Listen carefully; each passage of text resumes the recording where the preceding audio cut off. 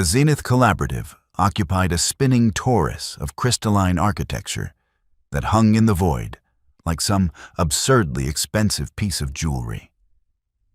Built by the Quellen Consortium, with funds that could have purchased several small moons, it represented the pinnacle of galactic education.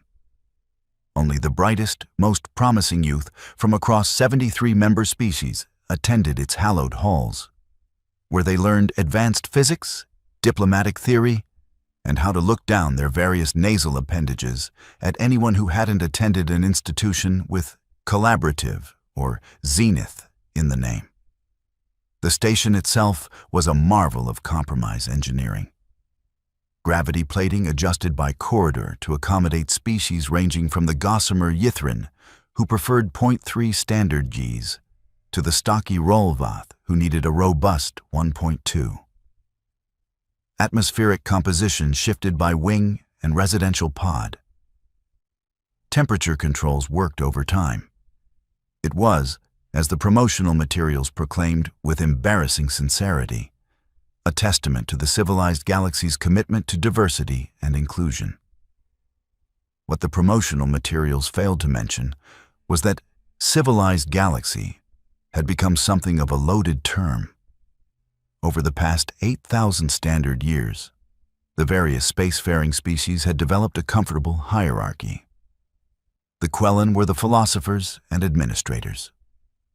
The Vex handled computational work with their distributed consciousness. The Rolvath built things. The Yithrin composed poetry that made approximately 4 species weep with joy and gave everyone else mild headaches. Together, they had created a society that prided itself on having evolved past violence, past territorial aggression, past the brutish survival instincts that characterized primitive worlds. They had forgotten, as comfortable societies often do, that the universe had not evolved alongside them. The student body of the Zenith Collaborative reflected this civilized complacency perfectly. They moved through the corridors in social clusters determined by species, homeworld prestige, and family connections. They competed in academic rankings with the kind of viciousness that people who have never experienced actual violence mistake for intensity. They formed alliances, traded favors, and established pecking orders with all the drama of a particularly overwrought theatrical production. At the top of this social ecosystem sat 3 students who had claimed dominance through a combination of academic excellence, physical presence, and the kind of casual arrogance that comes from never having been meaningfully challenged. Vrath Kolmandor stood nearly 3 meters tall, his chitinous plating the deep purple of Quellen nobility. His family had produced senators for 6 generations. He moved through the station as if he owned it, which his family nearly did through various holding companies. When Vrath spoke, other students listened. When Vrath made decisions about which social events mattered, those became the events that mattered. He had cultivated an image of benevolent superiority, a crown prince slumming it with the common youth before ascending to his inevitable position of power. Kellyon Vess represented the Vex Collective, though he maintained an individual form for the sake of social interaction. His people perceived reality in quantum probabilities and processed information across distributed nodes. This made Kellyon simultaneously the most brilliant student in any computational class and absolutely insufferable at parties. He had a habit of announcing the statistical likelihood of various outcomes mid-conversation, which most people found either fascinating or grounds for throwing beverages. Zixtal completed the triumvirate. She belonged to the Hydrus, an aquatic species that attended classes via a mobile environmental suit filled with precisely calibrated saline solution. Her people had invented faster-than-light communication, held monopolies on 3 critical technologies, and produced art that sold for amounts that made accountants weep. Zixtal wielded social influence the way her people navigated ocean currents, reading the flow and adjusting her position with minimal apparent effort. Together, they had spent 3 standard years establishing an unshakable position at the apex of student hierarchy. They threw the parties that everyone wanted to attend. They led the study groups that guaranteed top marks. They decided who was worth knowing and who could be safely ignored. It was a comfortable existence, predictable and secure, right up until the moment the new transfer student arrived, and absolutely nobody paid attention. The human came through intake processing on a Tuesday, which was already suspicious because nobody transferred midterm except washouts from lesser institutions or charity cases sponsored by well-meaning but misguided diplomatic initiatives. The intake coordinator, a Quellen administrator named Thex, who had processed 17,000 students over a 40-year career, barely glanced up from his datapad. Name? Thex's translator rendered his board clicking into flat galactic standard. Kira Valdez. Thex's eyes remained fixed on his screen. Homeworld? Earth, Sol system, Orion Cygnus arm. That got a half-second of elevated attention. Humans were new to the galactic stage, having only achieved verifiable, faster-than-light travel 30 standard years ago. They had been granted provisional membership in the Galactic Concordance 15 years back, after their diplomats had navigated the bureaucratic nightmare that made most species give up and stay isolated. Thex had processed perhaps a dozen humans total. They were rare, their planet was obscure, and they generally kept to themselves. Student classification? General studies, xenobiology focus. Prior education? Completed secondary education on Earth. Passed all equivalency examinations. Thex generated her credential chip. Without further comment, the system automatically assigned her to Pod 73, a mixed-species residential wing currently housing Yithrin, Quellen, and Rolvath students. The gravity defaulted to 0.9 standard Gs, the atmospheric composition to the galactic median. Standard protocol, nothing special. Next applicant, please. Kira Valdez took her chip, shouldered her pack, and headed into the station proper, while Thex moved on to more interesting paperwork. Behind her, in a database that nobody bothered to check because it only mattered to agricultural surveyors and hazard insurance calculators, Earth's planetary classification sat like an unexploded bomb. Class 12 Deathworld. Gravity 1.0. Atmospheric oxygen content 21%. Hostile megafauna present. Extreme weather systems. Active tectonics. Microbial hazard rating catastrophic. Nobody checked. Why would they? The human who entered Orientation Hall 47 and took a seat in the back row did not look particularly impressive. She stood perhaps 1.7 meters, which put her on the smaller end of the galactic average. Her mass appeared insufficient for her frame, giving her a lean, almost fragile appearance by the standards of species who had evolved on sensible worlds with reasonable conditions. Her hair was dark and pulled back in a functional style. Her eyes were brown. Her skin tone suggested comfortable middle ranges of her species' melanin distribution. She wore the standard station jumpsuit in gray, carried a datapad, and projected all the threatening presence of a particularly docile fungus. The orientation hall itself could seat 300 students across various environmental configurations. Approximately 80 attended this midterm transfer session, most looking uncomfortable or resigned. Midterm transfers were, socially speaking, already behind. They had missed the crucial first weeks when social groups formed, when territorial claims to study spaces and recreational facilities were established, when the hierarchy crystallized. They would spend the rest of the term playing catch-up, trying to find gaps in already established friend groups, accepting whatever social scraps the early arrivals deemed appropriate to share. Vrath Kol Mandor attended the orientation despite having no need to. because maintaining social dominance required constant presence. He stood at the front of the hall with Kellyanne and Zixtal, the three of them projecting ownership through posture alone. When the administrative coordinator began explaining station regulations in a voice that suggested he had given this speech roughly 4,000 times and had died internally around repetition 2,000, Vrath took the opportunity to scan the new arrivals. Scraps and charity cases, he murmured in the sub-frequency clicking that served as Quellen whisper. Look at them. Half are remedial transfers from the secondary institutes. The rest are diversity, admissions. Kellyanne's distributed consciousness calculated social trajectories.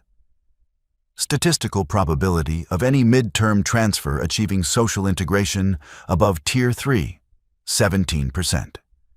Probability of integration into top-tier social groups, 0.03%, essentially none.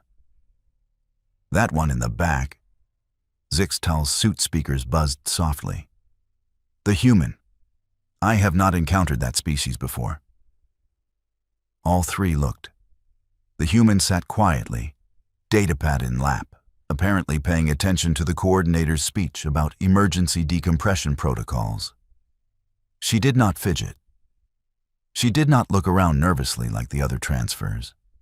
She simply sat, still and observant in a way that might have registered as unusual if anyone had been paying attention to anything except her unremarkable appearance. New species? Vrath dismissed. They crop up every few cycles. The concordance admits them as diplomatic gestures. Most wash out within 2 terms when they realize they cannot compete at our level. The three returned to their conversation about an upcoming social event, and Kira Valdez disappeared from their awareness like water absorbed by sand. The first few days proceeded with predictable rhythm. Kira attended classes, took notes, submitted assignments, and spoke to absolutely nobody. She moved through the corridors during transition periods when traffic was lightest. She ate in the cafeteria during off-peak hours. She occupied corners of study halls and edges of laboratories. Other students noticed her the way they might notice furniture. Present, functional, entirely unremarkable. In comparative xenobiology, she sat in the back and sketched detailed notes while Professor Thelian explained the evolutionary advantages of distributed respiratory systems. In applied physics, she worked through problem sets with methodical precision that earned passing marks and zero attention. In galactic history, she absorbed 8,000 years of political development with the expression of someone reading moderately interesting transportation schedules. She was, by every visible metric, exactly the kind of student who would complete their education in comfortable obscurity, earn respectable grades, and return to their homeworld to pursue whatever careers humans pursued on their little backwater planet in their little backwater system that nobody important had any reason to visit. This comfortable assumption lasted exactly 6 days, until the mandatory physical assessment in variable gravity training. The training facility occupied an entire spoke of the station's rotating structure. It could simulate gravitational conditions from 0.1 to 2.5 standard Gs, could shift between settings in seconds, and was designed to ensure students could function across the full range of environments they might encounter during diplomatic missions or research postings. The assessment was routine, graded pass-fail, and generally considered a tedious requirement by students who planned to spend their careers in climate-controlled offices arguing about policy. Instructor Malveth ran the facility with the cheerful sadism of someone who had spent 30 years in the Concordance Marines before retiring to teach soft civilian youth about physical limitations. He was Rolvath, heavily muscled, and genuinely enjoyed watching entitled students discover that their academic excellence did not translate to physical competence. "Listen up!" Malveth's voice boomed across the training floor, where 70 students stood in various states of physical preparation. This assessment is simple. You will proceed through increasing gravity levels. When you can no longer maintain safe movement, you step out. Your score is based on your performance relative to your species' baseline capabilities. Nobody expects Yithrin to match Rolvath. We expect you to know your own limits and not be stupid about exceeding them. The assessment began at 0.5 standard Gs, which felt like floating to anyone evolved under reasonable conditions. Students moved easily, casually, some showing off with unnecessary acrobatics.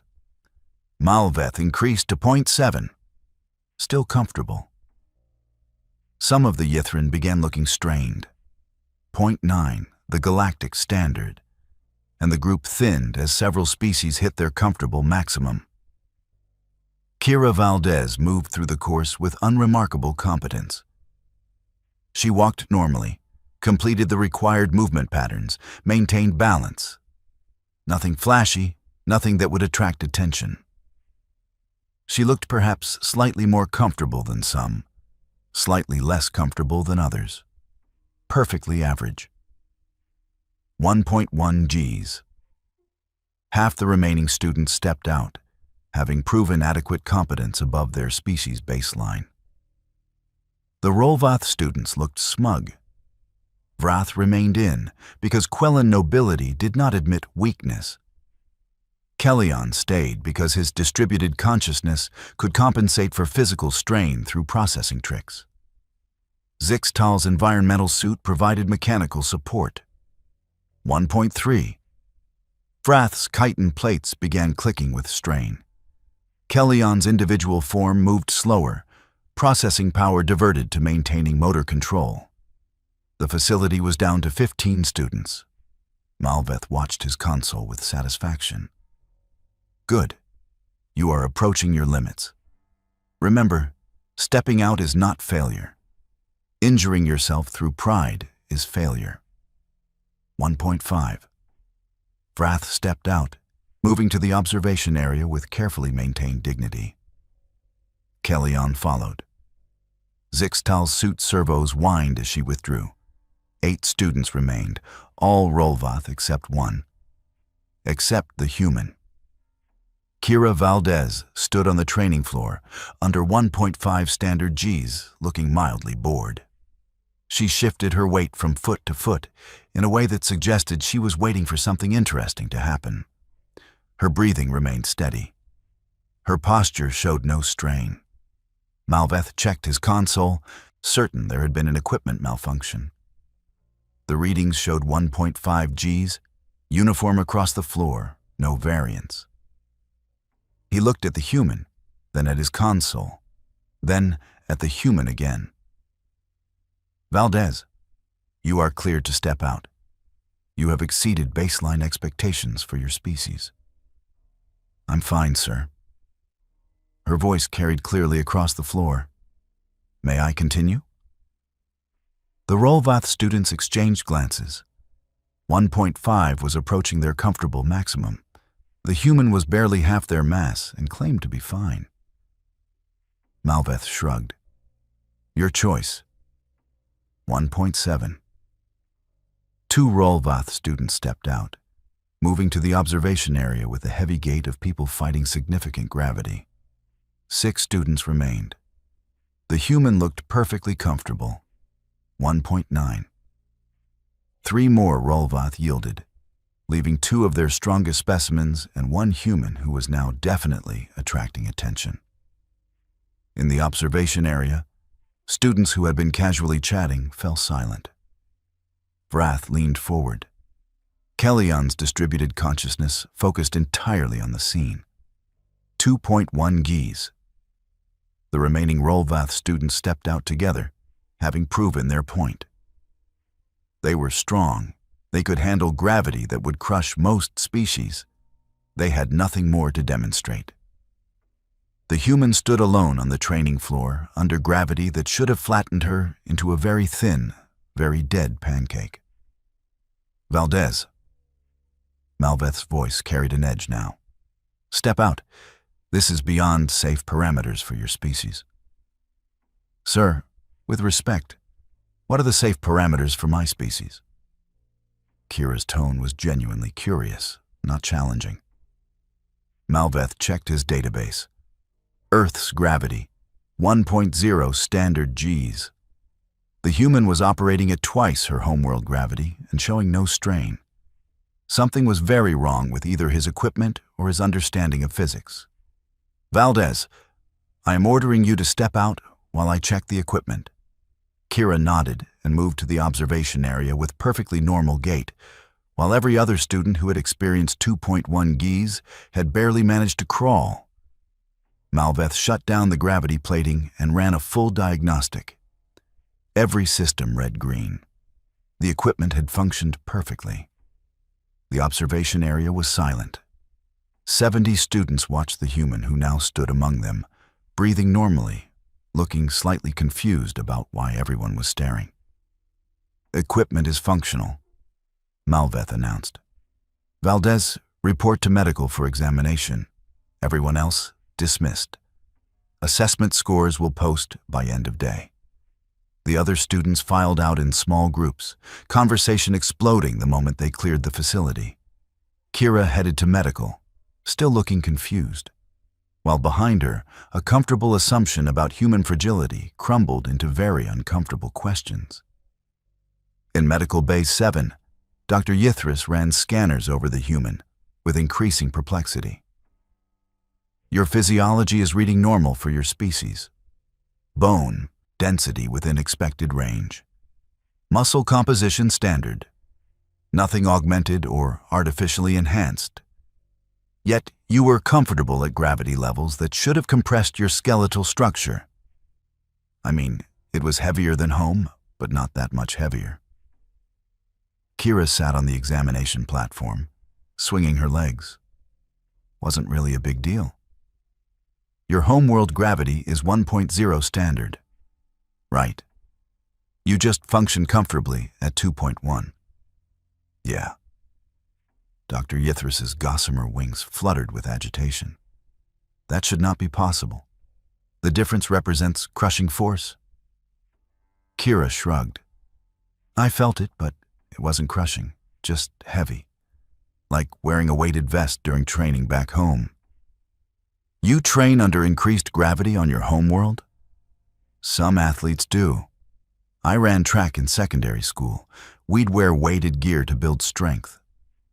Dr. Yithris made several notes that translated roughly to what the actual hell in her native language's writing system. I am going to recommend further testing. For now, you are cleared for normal activities. Try not to demonstrate any more impossible physical feats. By that evening, every student in the collaborative had heard about the human who casually operated at double gravity. By the following morning, that story had mutated through several retellings into the human who functioned at triple gravity, while juggling exercise equipment and singing something called opera. Vrath Kol Mandor did not appreciate having his assumptions challenged. He sat in his residential pod that evening with Kellyon and Zixtal, trying to process the gravity assessment results. There must be an explanation. Vrath's chitin plates clicked with irritation. Equipment malfunction, medical enhancement, something. Diagnostics confirm equipment function, Kellyon stated. Medical scans show no augmentation. The human possesses baseline physiology for her species. Then her species' baseline is significantly more robust than database records suggest. Zixtal's suit bubbled thoughtfully. Perhaps humans evolved under conditions more demanding than we assumed. From a backwater planet in an unremarkable system? Vrath dismissed this. Unlikely. Far more probable that this individual represents an outlier. Genetic abnormality. Random variation. We should not extrapolate from a single data point. This comfortable rationalization lasted until comparative xenobiology 3 days later, when Professor Thelian decided to discuss evolutionary adaptations to hostile environments. Today we examine survival strategies, Thelian announced, his scaled face projecting enthusiasm that most of his students did not share. Specifically, how species develop specialized capabilities in response to environmental pressures. Let us consider predator-prey dynamics and their influence on baseline physiology. The lecture proceeded through standard examples. The Quellan had developed sophisticated sensory apparatus to detect threats in their forest homeworld. The Vex had evolved distributed consciousness to maintain awareness across large territories. The Yithrin had optimized for low-gravity aerial environments. Each species reflected the specific pressures of their origin world, developing capabilities that ensured survival and eventual dominance. Now, Thelian continued, let us examine a more extreme example. We have a new species in class today. Miss Valdez, would you be willing to share information about Earth's evolutionary pressures? Kira, who had been taking notes quietly in the back, looked up with mild surprise. Sure. What would you like to know? Your homeworld's classification. For context, most member species evolved on Class 3 through Class 6 worlds. The Rolvath, our most robust species physically, developed on a Class 7. What is Earth's classification? Kira checked her datapad. Class 12. The room went very quiet. Class 12? Thelian repeated slowly. You are certain? That's what it says in the Concordance database. I can pull up the survey if you want. Please do. Kira sent the file to the main display. The Concordance Planetary Survey for Earth appeared, and students began reading with increasing horror. Gravity, 1.0 standard, high end of habitable range. Atmospheric oxygen, 21%, extreme fire hazard, toxic to most species, causes long-term cellular damage. Temperature range, -60 to +50 Celsius, absurdly broad, indicates catastrophic weather instability. Tectonic activity, high, constant seismic events, volcanic activity, geographic instability. Biodiversity, extreme, overpopulated with competing species, hostile megafauna present. The list continued for 3 pages. Every parameter that made a world challenging to survive on, Earth possessed in abundance. It was the kind of planet that survey teams marked with hazard warnings and avoided unless absolutely necessary for resource extraction. And even then, only with extensive protective measures. This is a death world, Thelian said softly. Your species evolved on a Class 12 death world. I mean, yeah, it can be dangerous if you're not careful, Kira said. But it's home. It's not that bad once you get used to it. A Yithrin student raised a trembling limb. The atmospheric oxygen alone would kill most of us within hours. You consider this not that bad? Well, you get used to the air. And the oxygen thing is why we have to wear breathers when visiting low-oxygen worlds. It goes both ways. Your planet has things called hurricanes, another student read from the survey. Rotating storm systems with wind speeds exceeding 200 kilometers per hour. Yeah, those are pretty bad. You have to evacuate or shelter properly. Earthquakes that can collapse structures. Building codes have gotten a lot better. Most modern buildings handle the small ones fine. Predatory megafauna. It lists things called bears and tigers and... What is a hippopotamus? Oh, hippos are super dangerous. They kill more people than most other large animals. You stay away from hippos. The class stared at her. She stared back, clearly not understanding what the problem was. Professor Thelian pulled up additional data. Your species evolved as persistence predators. You hunted prey by chasing them until they collapsed from exhaustion. Mostly before we developed tools and agriculture, yeah. Humans have good endurance. We can run for a really long time in heat that would kill most prey animals. It's called persistence hunting. You, Vrath's voice carried from the front row where he sat rigid with dawning realization, are an apex predator species. I mean, not really. We're omnivores. We ate whatever we could get. Meat, plants, fish, insects sometimes, depending on the culture. We're pretty adaptable. Kellyan's distributed consciousness processed this new information and calculated revised probabilities. The gravity assessment. You functioned at 2.1 Gs because your homeworld gravity of 1.0 is already extreme by our standards. We evolved under 0.6 to 0.8. You evolved under conditions that exceed our comfortable maximum. Oh. Kira blinked. That explains why everyone looked so surprised. I just thought I did better than expected on the test. Your baseline, Zixtal said slowly, is our extreme. The class sat in shocked silence, processing this information. Every easy assumption about the quiet human in the back row evaporated. She was not fragile. She was not weak. She was, by the standards of every civilized species in the Concordance, a nearly indestructible engine of survival forged in evolutionary fires that would have rendered their ancestors extinct in a single generation. Professor Thelian cleared his throat. Well, this has been educational. I think we all have a new appreciation for the diversity of evolutionary paths. Perhaps we should take a short break. Students filed out into the corridor in scattered groups, conversations urgent and speculative.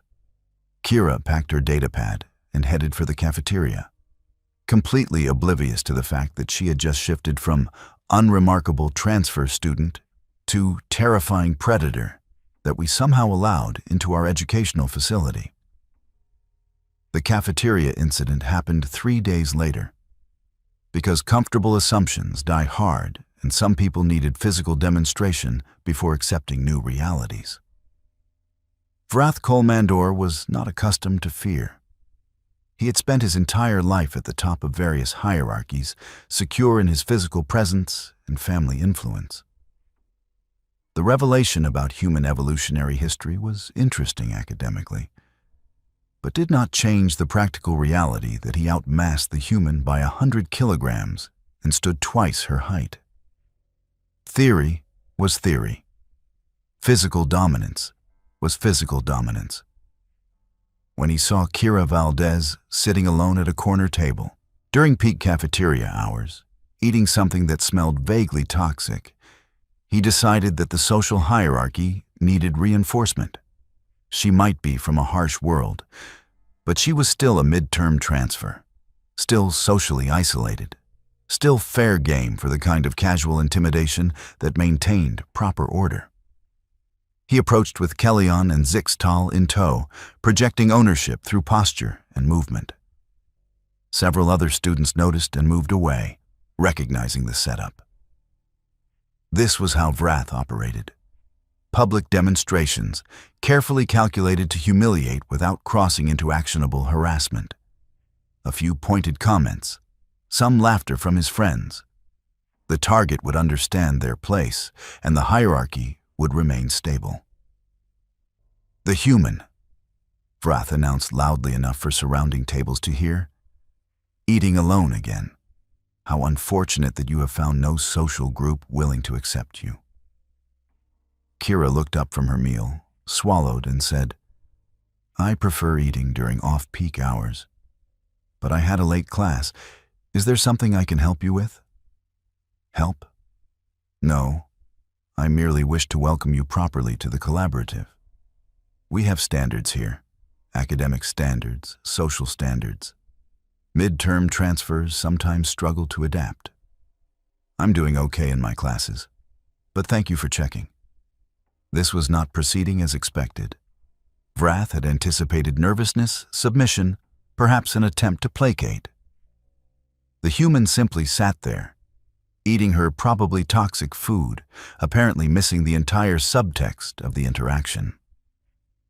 Your performance in gravity training was impressive. Vrath changed tactics. Almost suspiciously so. Some students have suggested that you may have used enhancement technology. Medical already scanned me. I'm baseline standard for my species. Yes, your species. From your Deathworld. Tell me, do you think surviving a harsh environment makes you special here? This is the Zenith Collaborative. We are the elite of civilized space. Your primitive survival instincts are irrelevant in academic settings. Kira set down her utensil. I'm not trying to be special. I'm just trying to get an education. If I've done something to offend you, I apologize. The apology was genuine, which somehow made it worse. Vrath wanted defiance, wanted an excuse to escalate. Instead, he got polite confusion from someone who apparently had no idea they were being threatened. He reached out and knocked her datapad off the table. It clattered to the floor, the screen cracking slightly. Accidents happen in crowded spaces. Perhaps you should be more careful with your equipment. Kira looked at the broken datapad, then up at Vrath. Something shifted in her expression. Not anger exactly. More like a person deciding that being polite had not worked and alternative approaches might be necessary. You're going to want to apologize for that, she said quietly. Vrath's chitin plates rattled with amusement. Or what? You will challenge me? You are half my size, human. I could break you without effort. I really don't want to fight you. Just apologize, and we can both walk away. Pathetic. You hide behind words because you know. Vrath reached out to shove her shoulder, the kind of casual physical dismissal that established dominance without causing real injury. His hand moved fast, at the edge of what Quellan reflexes allowed. Kira's hand moved faster. She caught his arm mid-motion with a grip that locked his joints completely. Vrath tried to pull back and discovered that he might as well have been gripping a bulkhead. The human wasn't just holding him. She had arrested his entire momentum with what appeared to be minimal effort. Please don't do this, Kira said, still quiet. I don't want anyone to get hurt. Vrath tried to pull free. Failed. Tried to use his other arm. The human caught that one too, both of his limbs now immobilized by someone who massed 70 kilograms and should not have been able to stop his momentum, let alone hold him locked. Let me go, Vrath demanded, aware that the entire cafeteria was now watching. Will you apologize for breaking my datapad? I will do no such. Kira adjusted her grip slightly, and Vrath felt his chitin plates compress in ways that chitin plates were not meant to compress. Not enough to break. Just enough to send very clear signals that she could break them if she chose. Okay. Vrath's voice climbed an octave. I apologize. For the datapad. Let go. Kira released him immediately and stepped back, hands raised in a placating gesture. Thank you. I appreciate that. Vrath stumbled backward, massaging his arms where her fingers had dug in. The chitin showed stress marks. She had been strong enough to crack his natural armor and had chosen not to. The cafeteria remained absolutely silent. I'm sorry for the confrontation, Kira said, apparently to everyone. I'll just eat somewhere else. She picked up her damaged datapad, collected her tray, and walked out while 300 students watched in stunned silence. Kellyan's distributed consciousness ran probability calculations on what had just occurred and came up with numbers that made no sense. The speed differential, the strength ratio, that should not have been possible.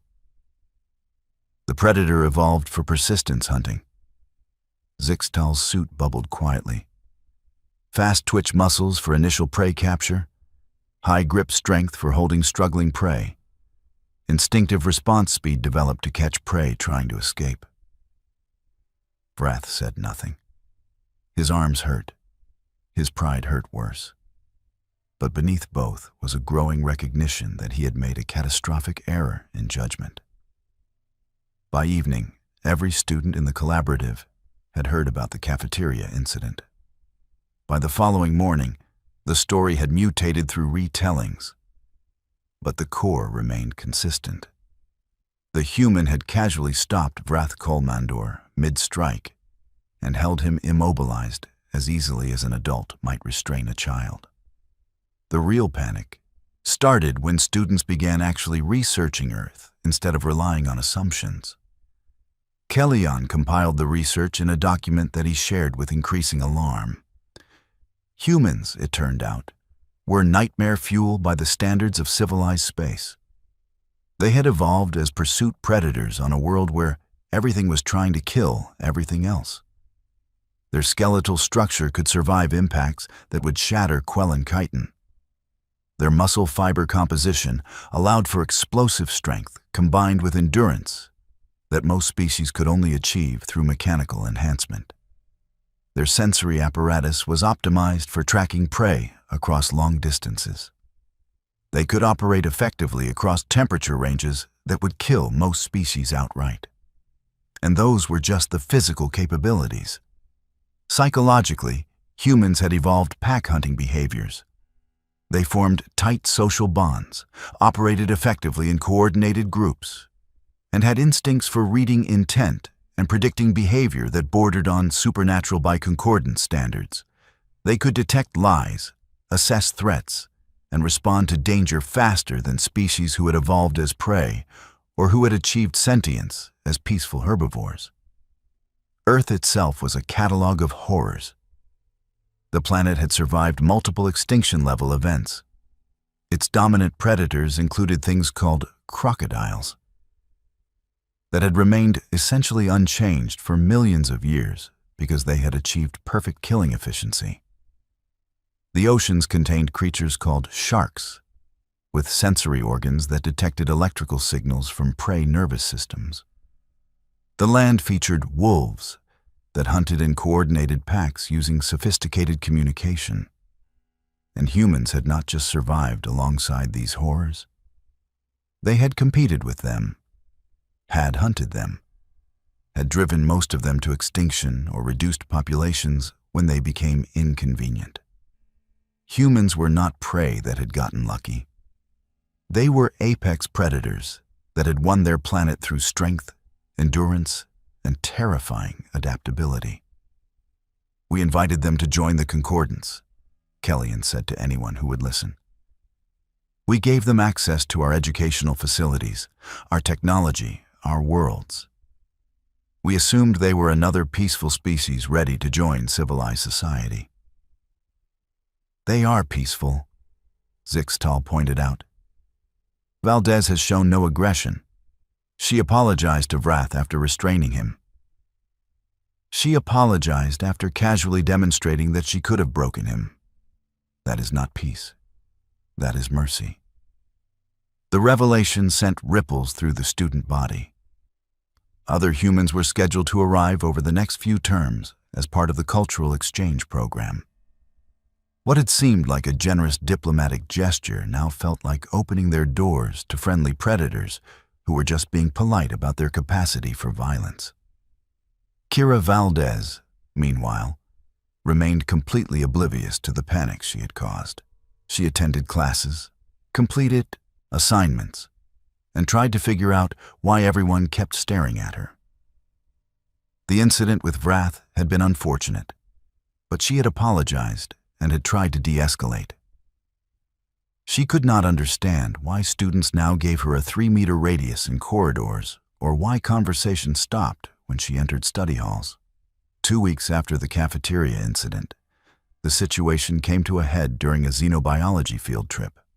Professor Thelian had arranged for students to observe the maintenance of the station's environmental control specimens. These were small creatures from various homeworlds, kept in secure containment for study and as backups in case of extinction events. The facility was normally peaceful, a place where students could observe alien life safely behind force fields and armored glass. The alarms started blaring during the scheduled tour.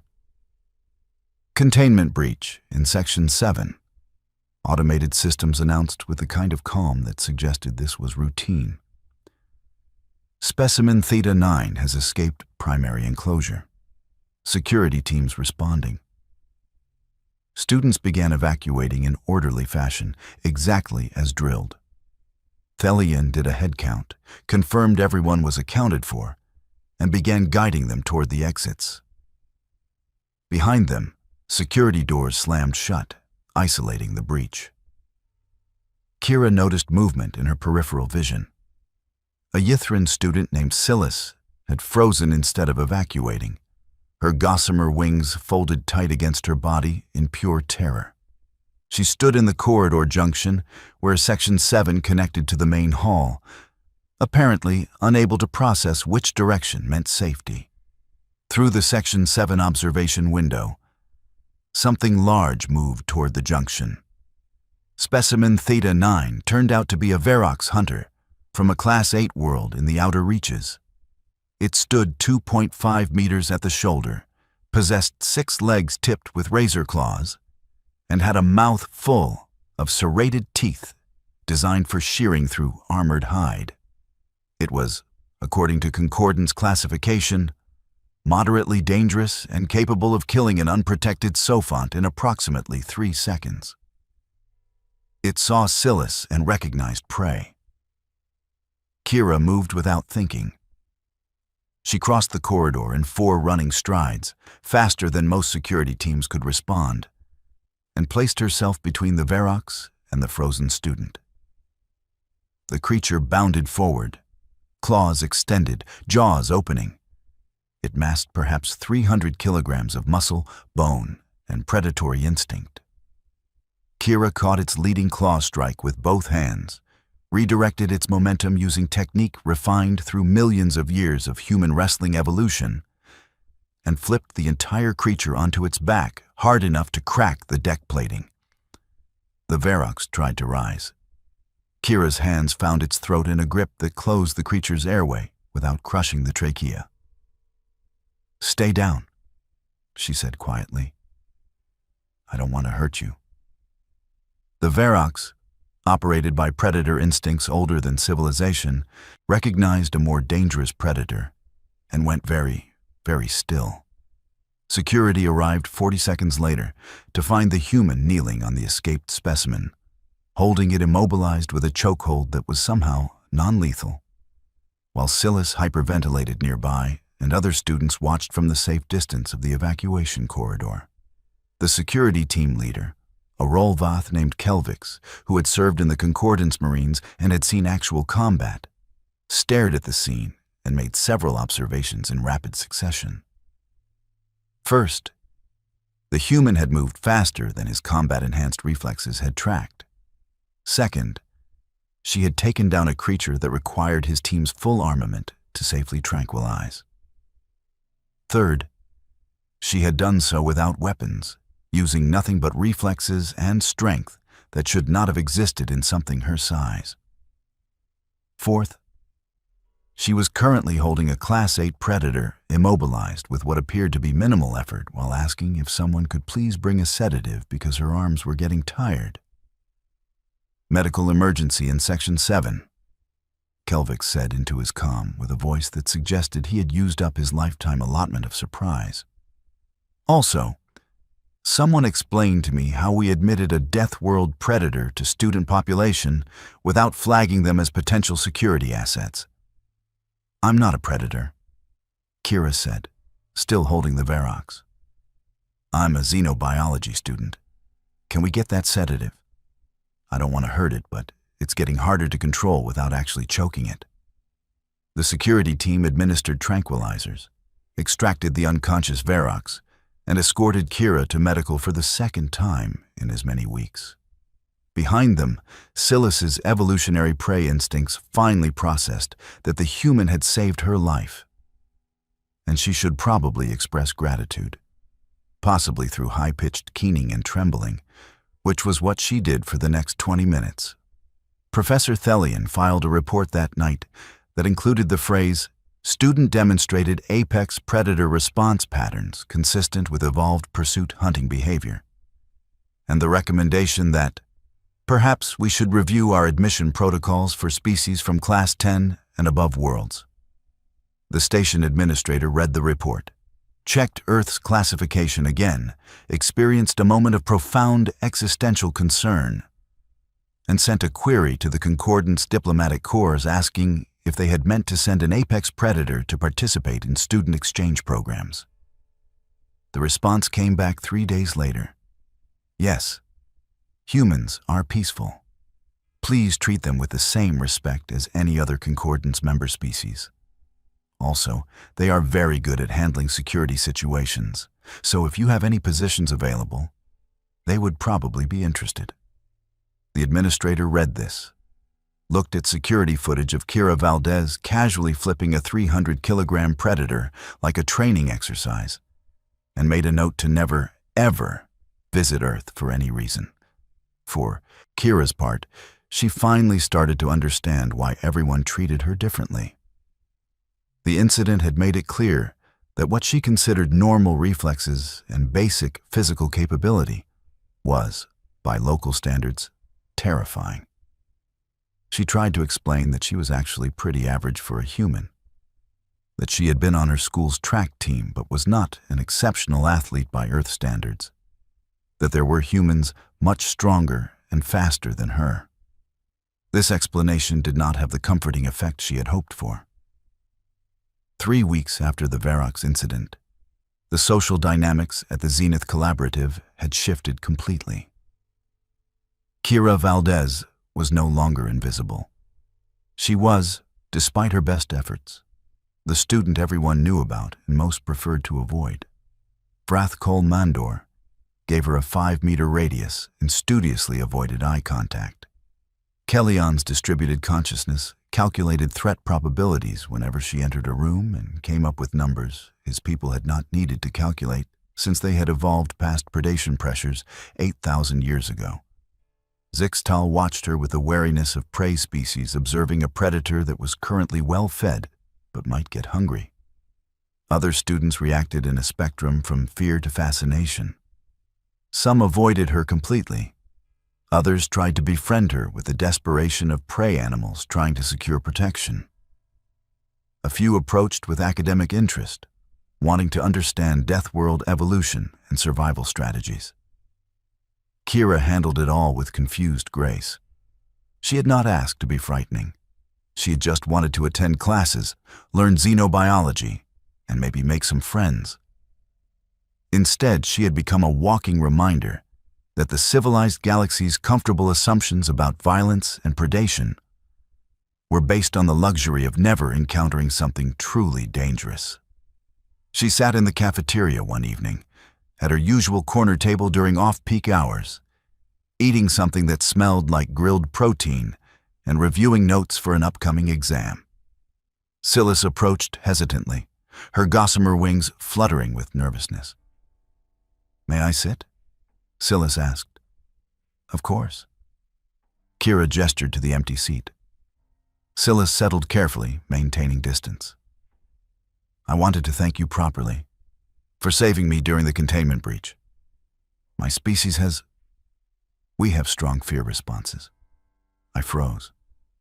I would have died if you had not intervened. "You don't need to thank me. Anyone would have done the same." "No," Silas said quietly. "Anyone would have evacuated. You ran toward danger to protect someone you barely knew. That is not normal behavior. That is..." She searched for words. "That is why humans are frightening. You possess both the capacity for extreme violence and the instinct to protect. We do not know which one we will encounter." Kira set down her utensil. "You'll encounter whichever one is appropriate. I don't want to hurt anyone. But if someone is in danger, yeah, I'll help. That's not a human thing. That's just being decent. On my world, being decent means not competing too aggressively for resources, sharing territory, avoiding confrontation. You define decency as running toward predators to protect strangers. I guess our definitions are different. Yes. Silas's wings flickered with something that might have been amusement. And that is what makes humans so unsettling. You are predators who developed social cooperation. Killers who choose kindness. The civilized galaxy has forgotten that those two concepts can coexist. Over the following weeks, more students began approaching Kira, not with friendship exactly, but with cautious interest. She became an unofficial consultant on security matters after the station administration realized that asking, "What would the Deathworld predator do?" yielded surprisingly good threat assessment. She started a study group focused on hostile environment survival that attracted students planning diplomatic postings to dangerous worlds. She also discovered that being frightening had some advantages. When she walked into the student recreation center, equipment became available immediately. When she needed library resources, other students yielded priority access. When she entered a corridor, traffic parted like water around a ship's prow. It was not the social experience she had hoped for when transferring to the Zenith Collaborative. But it was, she supposed, an education in its own right. 6 months after her arrival, Kira Valdez sat in Professor Thelian's office reviewing her academic progress. Her grades were excellent, her research showed promise, and she had received multiple offers for post-graduation positions in xenobiology research and diplomatic security. "You have adapted well," Thelian observed, "despite the unusual circumstances of your integration." "I'm still not sure how I feel about being the scary predator student," Kira admitted. "I just wanted to learn xenobiology." "You have taught us as much as you have learned. The Concordance has spent 8,000 years developing civilization by excluding violence from daily consideration. We forgot that the capacity for violence and the choice to be peaceful are different things. Your presence reminds us of that distinction." "Is that a good thing?" "I believe so. Peaceful by choice is stronger than peaceful by necessity. Your species understood this. Perhaps we needed the reminder." Kira left the office and headed toward the cafeteria, where her study group was meeting. As she walked through the corridors, students moved aside with a mixture of respect and wariness that had become normal. She still did not entirely understand why basic human capabilities translated to terrifying predator instincts by local standards. But she was starting to accept that sometimes being the scary one meant people were very, very polite. And there were worse problems to have. Behind her, in the comfortable halls of the Zenith, collaborative where civilized species learned civilized subjects in civilized ways, the presence of one human from Earth had shifted fundamental assumptions about strength, safety, and the nature of peaceful coexistence. Nobody had feared the new girl when she arrived. Now, everyone possessed a healthy respect for what Deathworld evolution could produce. Not a monster, not a killer, but something perhaps more unsettling. An apex predator who chose to be kind and had to be constantly reminded that this choice was not universal common sense, but a product of human civilization built on a world that made survival itself an act of defiance. And in a galaxy that had forgotten what real danger looked like. That was the most educational lesson the Zenith Collaborative had offered in centuries. Claude is AI and can make mistakes. Please double-check responses.